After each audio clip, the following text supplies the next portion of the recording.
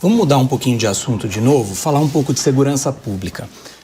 Eu vejo nas suas propostas um certo radicalismo, vamos dizer assim, no sentido de aumentar a repressão policial, né? Aquelas frases como eu vou matar se você não se render. Eu vejo também uma política de encarceramento maior, que, de certa medida, hoje a gente vive um cenário de guerra, né? Acho que morre mais pessoa aqui se bobear do que no Irã. Então, na Ucrânia, com certeza. Então, a gente até entende esse radicalismo. Agora, para além disso, existe uma outra questão que é a preventiva, porque o Brasil não tem hoje um efetivo policial, principalmente pelos estados, para dar conta de toda essa criminalidade. E a gente sabe que a criminalidade graça, reina, ela germina quando o Estado não se faz presente. A gente vê várias operações ali no Rio de Janeiro, com repressão dura, a polícia sai de lá, o crime volta em pouco tempo. Por quê? Porque não há ocupação ali dos espaços, né? E aí entra num ponto, diz que tem um ditado alemão que fala que o diabo mora nos detalhes, entra num ponto que é o seguinte: será que não é hora de reforçar mais as guardas municipais? Elas têm inteligência, têm câmeras, estão interligadas a serviços públicos, como hospitais, por exemplo, onde os bandidos chegam lá. Muitos municípios têm mais guarda municipal do que policial. Tem mais equipamento, mais viatura. Se olhar aqui na Grande São Paulo, você vai ver que os municípios ao redor têm mais efetivo que a própria Polícia Militar. Então, para além das suas ideias que a gente conhece, eu quero que você fale um pouco sobre a municipalização ou não da segurança pública, se você concorda ou não com esse ponto. Primeiro eu vou chegar na premissa. Eu não acho que o meu discurso seja radical. Eu estou falando de implementar na parte, vamos dizer, de penas, né, em termos de direito penal e também na lei de execução penal, coisas que países calmos e tranquilos de primeiro mundo fazem. E também vou concordar com você que é uma guerra e nessa guerra a gente está perdendo. A municipalização, o uso das guardas civis, vamos falar o uso de câmeras e sistemas como a gente tem o Smart Sampa aqui em São Paulo. Eu visitei uma versão dele em Pouso Alegre, sensacional, ajudam demais. Mas isso, se não for acompanhado paralelamente nas mudanças nas leis penais, nas leis de execução penal, com institutos de progressão de pena, maluquices, ou mesmo um juiz de garantia que dá uma canetada e não deixa o cara ser preso, faz com que o policial pegue o bandido vai, é detido e volta a cometer o crime logo em seguida. Então, a mudança das leis penais, elas não são radicais. Elas são apenas a constatação de uma realidade, que hoje, mesmo quando a gente tem a tecnologia, a gente não tem um sistema de incentivo bacana que faça o bandido ter medo de ser preso. O bandido hoje, ele sequer tem medo de ser pego. Quanto mais de ficar muito tempo na cadeia. E quando chega na cadeia, ele ainda tem uma espécie de um seguro de vida, que é o seguro de ser um faccionado, em que ele está protegido lá dentro. Todas essas etapas da atividade econômica delituosa do bandido, elas têm que ser destruídas, que é o que a gente está propondo. A gente tem que destruir a facção dele, tem que destruir o domínio que essa facção tem dentro do presídio, a gente tem que destruir as leis fáceis, que permite que o cara faça um cálculo. Se eu for pego roubando o celular, não vai acontecer nada. Se eu usar um menor de idade, então, tá mais tranquilo. Toda essa lógica tem que ser desmontada. O uso do aparato municipal, óbvio que é muito bem-vindo. Adoro a ideia. Mas eu vou colocar uma pequena ressalva de ordem prática. A maior parte dos municípios no Brasil são pouco ou nada sustentáveis do ponto de vista econômico-financeiro. Eles acabam dependendo de cidades polos, que inclusive fazem esses sistemas de monitoramento, para poder garantir, vamos dizer, um funcionamento legal. E é assim que o Comando Vermelho atua. Ele vê cidades no Nordeste pequenas que não têm capacidade de ter uma estrutura municipal de segurança funcional e eles simplesmente tomam essas cidades. A tomativa que o Comando Vermelho e outras facções fazem em cidades pequenas no Nordeste se baseia na incapacidade econômica dessas cidades se sustentarem. Por isso que a destruição da facção em si, do plano de expansão, é um plano que tem que vir do governo federal. Então, concordo, acho bacana, mas isso passa de uma leitura holística da coisa. Entendendo que em alguns lugares nem vai ter municípios capazes de se sustentar para tocar isso. E o senhor defende a prisão perpétua? Defendo a prisão perpétua. Eu defendo que a gente deva abrir discussão para pessoas que cometem crimes hediondos, até da pena de morte no Brasil, mesmo sendo cláusula pétrea. Entendo que eu não terei força, até aquelas batalhas que você sabe que você pode ganhar. Não acho que eu terei força até o final do meu primeiro mandato de alterar a Constituição de maneira tão profunda. Mas discussão sobre aumentos muito relevantes de pena tem que ser feitos. Porque hoje um bandido se sente muito seguro cometer os crimes que ele comete. De forma geral, ou para algum líder de facção, líder de algum segmento, ou para todos que cometerem esses crimes dentro faccionado, um líder de uma facção, na minha visão, ele tem que ter prisão perpétua e nunca mais sair, porque ele é um perigo para a sociedade. Existe um perigo, claro, só da existência dele, do convívio social dele. Dito isso, um líder de uma facção criminosa no Brasil, ele é responsável de maneira extensiva por todos os crimes que são cometidos pela sua facção. Portanto, esse cara, na ficha dele, o que direto ou indiretamente não passou de pedidos de assassinato, assaltos a uma armada, roubos, estupros, ocupações territoriais. Então, essa pessoa não pode ser reintegrada à sociedade, nem haver qualquer discussão sobre tentativa de recuperação. Esse cara é um inimigo do Estado brasileiro. A destruição dele, ela tem que ser celebrada.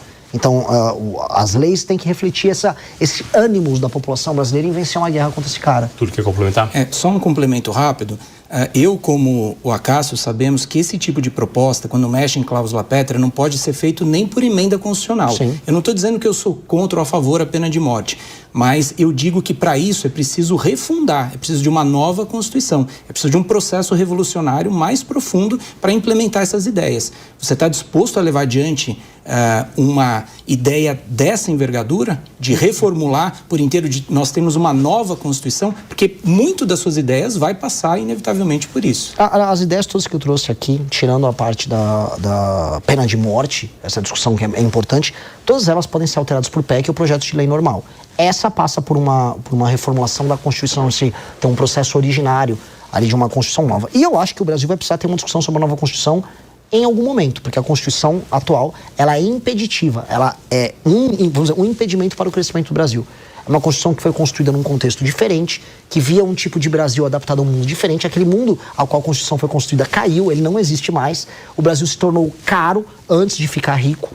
E aí, hoje, a gente não consegue encarar problemas óbvios. Por exemplo, para fazer qualquer reforma econômica no Brasil, você tem que ter uma PEC, uma alteração na Constituição. Qualquer tema é constitucionalizado. E aí você tem como consequência disso um STF hiperpoderoso, porque se tudo é matéria constitucional e o Tribunal Constitucional é STF, o STF manda em tudo. E aí, é verdade. Então, a gente vai precisar ter essa discussão. Falando em viabilidade, em execução do meu governo, eu não creio que eu vou conseguir fazer isso no primeiro mandato. Até porque eu tenho outras reformas como a administrativa que a gente falou aqui, que serão prioridade, que elas vão mudar a lógica de funcionamento do Estado brasileiro, que é muito importante. Dito isso, um segundo mandato do Partido Missão, com certeza trataria essa discussão. Tem que botar essa discussão na mesa. A Constituição nossa hoje é um impeditivo para o nosso crescimento. André, por favor. Pré-candidato, mudando um pouquinho de assunto, voltando para a economia, o tema de empreendedorismo, o senhor citou que é empreendedor, né, empresário. Qual que é a agenda que o seu partido pretende mostrar para a população brasileira, para o empreendedor, para o trabalhador autônomo, para o entregador que o senhor citou em uma das suas falas? Hoje, quando você trabalha e produz, seja sendo um empreendedor, seja sendo um empreendedor individual, seja sendo um trabalhador, você é penalizado. O empreendedor é tratado como um bandido. A tributação é alta, a tributação é complicada, o dinheiro é caro, as regras são confusas. O empregado, ele tem a insegurança de saber se o emprego dele vai ou não vai existir. E o transporte que leva ele da casa até o trabalho é um transporte ruim. Ele também sabe que ele pode ser assaltado no meio do caminho. E a garantia de que o negócio que ele trabalha vai continuar existindo nos próximos anos é cada vez menor. Quando a gente coloca todas essas coisas na mesa, a gente vê que as pessoas que trabalham e produzem no Brasil estão inseguras, estão depressivas, estão, vamos dizer, com medo sobre o futuro. E esse medo, ele é percebido nas pesquisas. Pois bem, nós temos que ter uma agenda de competitividade que é uma agenda amiga de quem trabalha e produz. Então, a agenda de competitividade, ela tem que facilitar contratações e demissões. Ela tem que vir acompanhada, vamos dizer, de uma agenda de investimentos em infraestrutura que reduza custos, que vão de energia a combustível, a infraestrutura de transporte, leis que reduzam burocratização. O licenciamento ambiental que passou já é um avanço bem grande, que vai ajudar a abertura de novos negócios também. Quando a gente coloca isso na mesa, com uma reforma fiscal que diminui o custo do dinheiro, aí eu falo em abaixar os impostos e falo em dinheiro mais barato e um medo, vamos dizer, menor na hora de você investir em um negócio novo. Isso gera um ambiente mais amigável para essa pessoa. E isso gera efeitos, vamos dizer, do ponto de vista econômico e também na vida das pessoas muito grande. Então, essa é a agenda que eu quero colocar. Uma agenda que facilita a contratação, facilita a demissão, facilita abrir empresa, facilita fechar uma empresa. Quando o senhor fala de facilitar a contratação, o senhor pensa numa nova reforma trabalhista, de mudar um pouquinho o regime CLT? Eu considero o regime, veja só, o regime trabalhista brasileiro, que é o regime da CLT, ele é um regime ultrapassado. Não à toa, uma parte muito importante da população brasileira se tornou MEI, outra está na informalidade pura e simples e um pedaço está a CLT. As gerações mais novas já não querem nem o CLT. Elas querem essa flexibilização. E aí, quando a gente olha o mundo, os países que concorrem conosco, vou pegar do Vietnã, vou pegar a própria China, vou pegar a Índia, eles têm leis trabalhistas mais flexíveis do que as nossas. E o Brasil passou o bonde de a gente falar, quero me comparar com a França. Não, porque... Meus amigos, a gente não se compara com a França, a gente está perdendo para o Vietnã, a gente está perdendo para Botsuana. Então vamos ver o que esses outros países estão fazendo para a gente poder competir com eles no mercado global. Então nós precisamos flexibilizar a nossa legislação, facilitar as contratações das pessoas, deixar os empreendedores mais seguros e as pessoas que querem trabalhar, elas têm capacidade de fazer sua jornada de trabalho, negociar o tempo de trabalho dela de uma maneira mais, vamos dizer, mais plena. Hoje, o que supostamente ela garante vira um peso. Inclusive até porque fica menos salário no bolso da pessoa hoje com a CLT no fim do dia. O senhor defende uma reserva de Bitcoin também. Como isso seria? Se ele alcançasse ali uma redução de valor, chegasse em 60%, como já aconteceu, como ficaria a economia? Como seria essa aplicação? Olha, o Bitcoin, quando você pega a curva dele de aumento, por mais que ele passe por oscilações, ele é como se fosse uma senoide em tendência de subida. Ele oscila no dia a dia, oscila mês a mês, oscila ano a ano, mas a tendência dele é sempre de subida e ele está virando uma reserva internacional estratégica. Ter Bitcoin, né, como uma reserva de valor para uma nação moderna que entende o papel do Bitcoin no futuro é importante. Assim como tornar o Brasil um país, vamos dizer, amigável para investidores na área de cripto e para investidores na área de tech como um todo. Eu acho que, vamos dizer, isso é um aceno muito importante para que o capital humano de alta qualidade que existe ao redor do mundo veja no Brasil um lugar amigável para ele construir empresas. Porque isso é uma das coisas que nós precisamos fazer. O Brasil tem um potencial num mundo cheio de nômades digitais, em que talentos vão ficar viajando de um país para o outro, em atrair essas pessoas para viver bem aqui e montar empresas de tecnologia. E ter a reserva de Bitcoin, não apenas como uma reserva de valor, que ao longo do tempo vai se valorizar, mas também como uma sinalização para esse universo, é um investimento que vale a pena. Ele vale a pena em todos os sentidos. E ainda tem outras discussões que a gente pode trazer também sobre o uso de blockchain dentro do serviço público, para validação, vamos dizer, de tarefas internas e também para controle e combate à corrupção, que é bem legal. E a história da moeda sul-americana que eu vi nas obras do Partido Missão, ela ainda está de pé hoje? Ela se aplicaria hoje? Uma das ideias que a gente quer colocar é a ideia do real ser uma reserva de valor para transações dentro da América do Sul.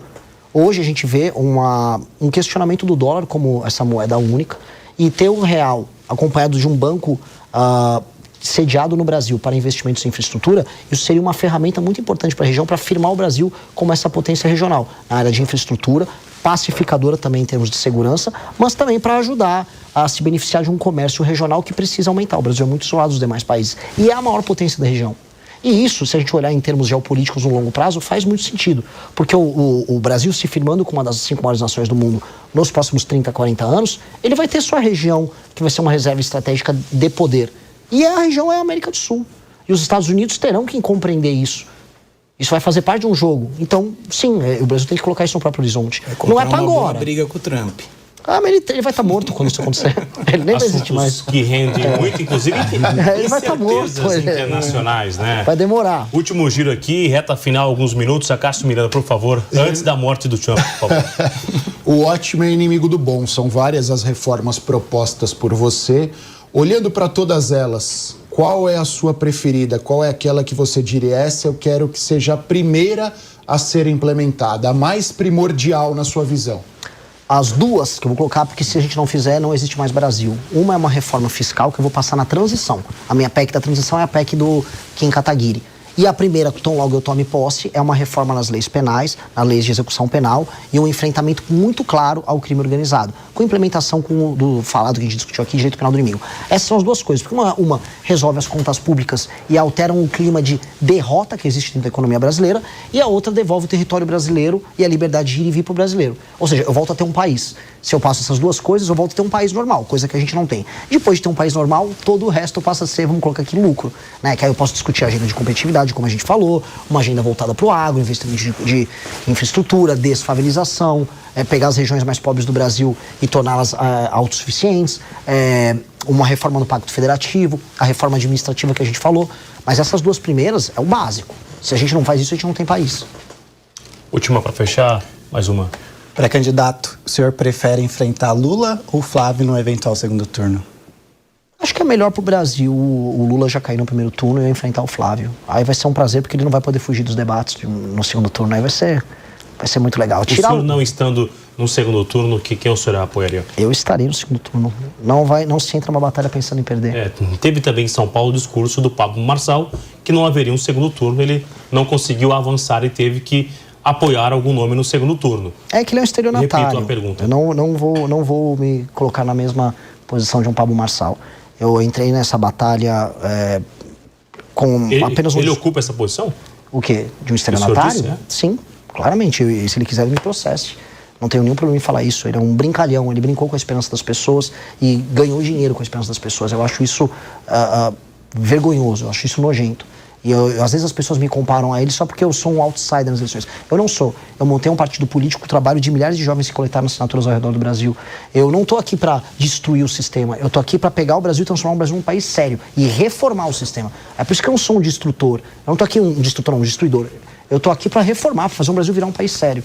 E nesse sentido, eu só vou trabalhar para ir para o segundo turno. Eu não vou olhar para o lado, eu não vou querer saber, eu só vou trabalhar. Até porque meu partido tem só 4 meses. E eu já estou bem nas pesquisas. Pegar um gancho no Pablo Marçal e Partido Missão, ele fez uma aposta que se o partido fosse estruturado, ele daria uma determinada quantidade. A gente fez uma aposta com o Kim, né? Pagou essa aposta? R$500 mil não pagou, né? É por isso que quando eu falo estelionatário, eu não tô brincando, né? O cara nem para cumprir as apostas que ele faz para ele. Ele disse que a gente não montaria o partido. Diferente dele, a gente montou. Hoje ele tá contratado como funcionário do Partido União Brasil, para fazer propaganda pros candidatos do União Brasil. Hoje, eu que ele duvidava, ou quem que ele duvidava, estamos liderando o nosso próprio partido político, participando da corrida não só presidencial, mas estadual em vários lugares. Última, Túlio, para a gente fechar. Eu estou deduzindo aqui que se houvesse um segundo turno entre Flávio Bolsonaro e Lula, hipoteticamente, você votaria nulo de novo. Tô certo ou tô errado? E você aceitaria um apoio de Flávio Bolsonaro, se eventualmente você vencer Flávio Bolsonaro no primeiro turno, um apoio para o segundo turno? Eu não entro numa batalha pensando em perder. Quando fui montar um partido político, todo mundo duvidou que eu consegui. E as pessoas falaram que o mais provável era eu simplesmente não ter o nosso partido montado. Também duvidaram quando a gente foi tocar o impeachment da Dilma Rousseff. No impeachment do impeachment e na montagem do nosso partido, eu não olhei pro lado e eu falei, vou montar. Eu só trabalho com a hipótese de ter partido pronto e a Dilma derrubada. Eu vou trabalhar apenas para vencer a eleição. Então, não é que eu estou me evadindo dessa pergunta. É porque essa pergunta não existe na minha cabeça. Se eu simplesmente começar a pensar assim, eu já perdi. Então, eu tenho que ir até o fim. Internamente tinha o nome do Kim, até por conta da idade, imagino que não foi escolhido. E o senhor é um nome que não tem tanta visibilidade, está começando agora, a senhora disse diversas vezes que está indo em rádios e emissoras para tentar viabilizar o nome do senhor. O senhor é um candidato de verdade ou é um experimento do Missão? Eu sou um experimento dos meus pais, né? Me colocaram no mundo, se vai dar certo ou não, a gente vai saber até o final da vida. Mas eu sou uma liderança verdadeira do grupo político com o qual faço parte. Eu fundei o meu MBL, quando eu fundei, um jovem, tinha 30 anos, e no processo de impeachment da Dilma, eu liderei inclusive parlamentares, eu fui vice-presidente do comitê do impeachment, eu fundei uma revista de cultura e política no Brasil, fundei um aplicativo que é uma rede social própria, lidero um partido político e o maior movimento político do Brasil, ao mesmo tempo sou escritor, também sou compositor, sou uma pessoa capaz e isso me qualifica a ser, enquanto uma pessoa séria, capaz de grandes realizações, um líder político do Brasil. Então, eu vou até o final nas eleições e eu lidero uma massa de pessoas sensacional. Eu lidero hoje o que há de melhor no Brasil. Onde há capital humano de qualidade, onde há uma pessoa inteligente, há um apoiador da missão. E isso está se espalhando cada vez mais. Então, não há um experimento, há apenas, vamos dizer, a constatação de que o sonho de um Brasil diferente vai dar certo, a gente vai chegar lá. Uma conversa direto ao ponto com Renan Santos, o presidente do Missão, aqui na Jovem Pan. Muito obrigado, presidente. Obrigado, eu que agradeço, maravilhosa conversa, uma honra estar sempre aqui com vocês.